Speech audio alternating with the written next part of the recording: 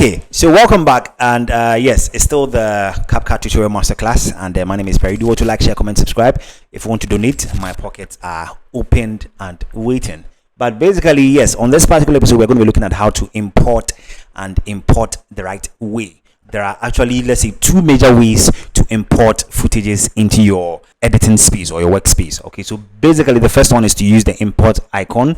Just tap on it, and then you can import a single video. Okay, but if there are a number of elements that you frequently use, so personally I have one that I've labeled one always. So these have my animations, my logos, my end screens, my CTAs, my shadows, the logos for TikTok, and then Perry Tintin itself.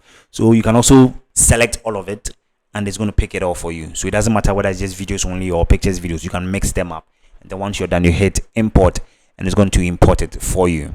Okay, so that's one way to import your video. The second way is to, depend on the machine that you are using, if you have the downloads open at the down bottom corner or wherever it is, you can just select and then drag and then drop. Simply, it's going to work like that. It works on videos, images, audios, everything.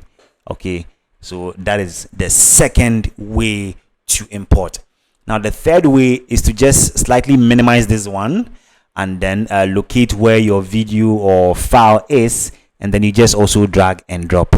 Okay, so it works in one of three ways. So the one is the number one, the main direct way, where you use the import icon, select or find out your folder or files, and then you pick it up. The second one is dragging and dropping from your taskbar, depending on your system that you're using. And then the third one is to minimize the window for CapCut, open the folders on the side, and then drag and drop all of them into it. It works that way. So basically, that is how to import the right way. Now let's look at your actual timeline in the next video. I'm going to see you there.